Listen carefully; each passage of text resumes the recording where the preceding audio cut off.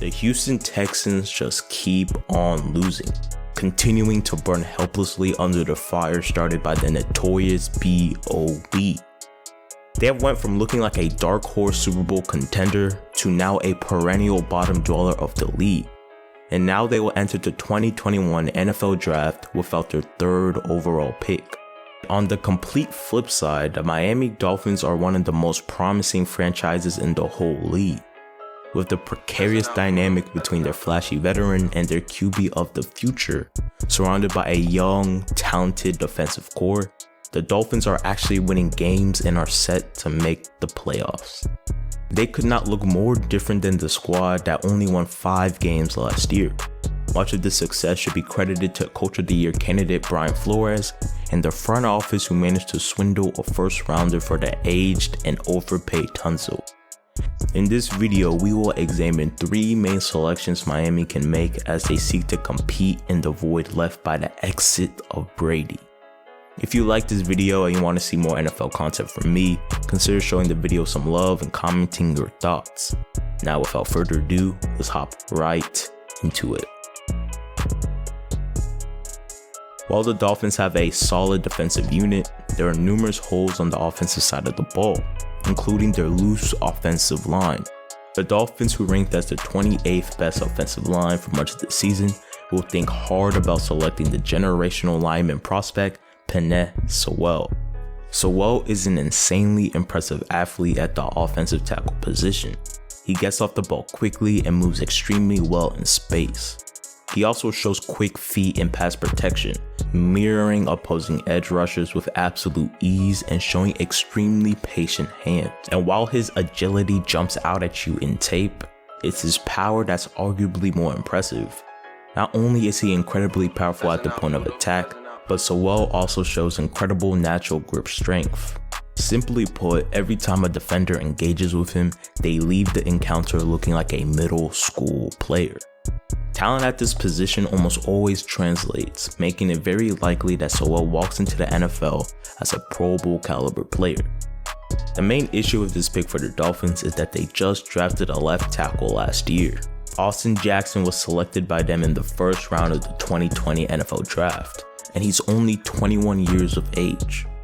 Though the idea of getting 5 talented linemen on the roster and then worrying about the respective positions later could be enticing to a franchise with a young QB in need of protection, especially with what happened to Joe Burrow this year. But I'm inclined to believe that they will use the 3rd position to address their wide receiver deficiencies. The Dolphins have a decent core of receivers led by former first-round pick DeVonta Parker, but they lack receivers who can consistently expand the field, either by taking the top out of defenses with speed or possessing a gravity strong enough to bend coverages. And lucky for them, this year's wide receiver class projects to be even better than the generational draft class of last year. 2 guys whose ability and ceiling warrant a top 3 selection.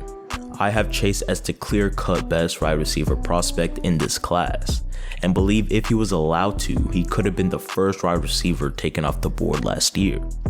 Unlike other top-end guys, he doesn't have elite size or speed, both Waddle and Smith having more straight-line velocity. But his gritty, no pun intended, physical nature, paired with his 40-inch vertical and line-to-line explosiveness, makes him play as if he's 6'5". He attacks each and every ball within his catch radius viciously, hitting like a tank at the point of attack.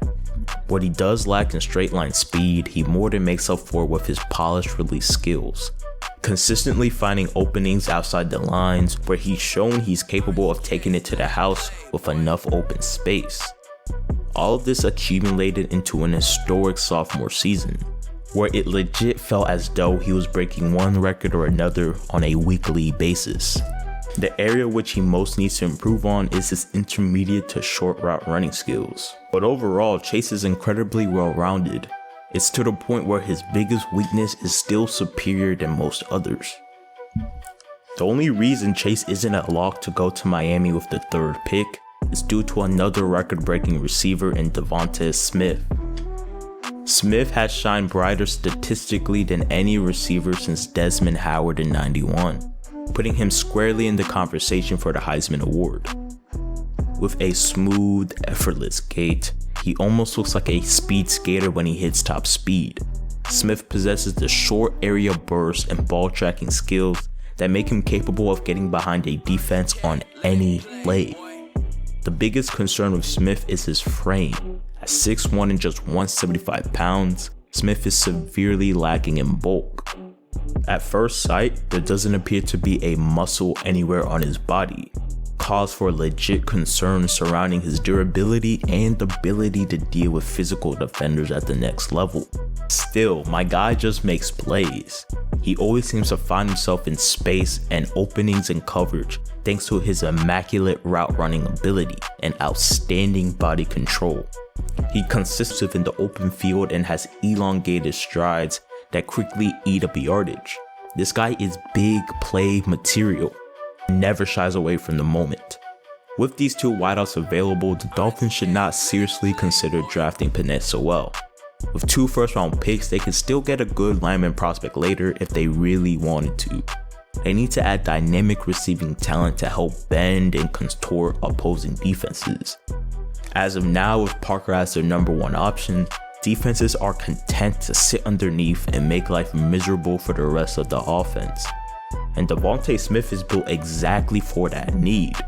But at the end of the day, I'm just not comfortable with taking him and leaving someone like JaMarr Chase on the board. A receiver with that blend of strength, speed, and polish makes for an explosive package that is rare to see at the position. He reminds me of a slightly shorter Julio Jones, and while he doesn't have the speed that Smith possesses, he can still be a deep ball threat in the way Mike Evans is, leveraging his straight line speed and his ball hawking ability to make plays. He also has the potential to have the elite gravity that the great receivers have, the ones that causes defenses to sweat anytime there's not 2 DBs watching him at all time. And that is all I have for y'all today. A very quick to the point video. If you like this video, make sure to like the video. One thing that is not negotiable though is comment down something below.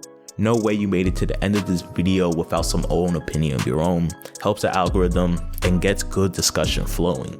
And until next time, stay safe.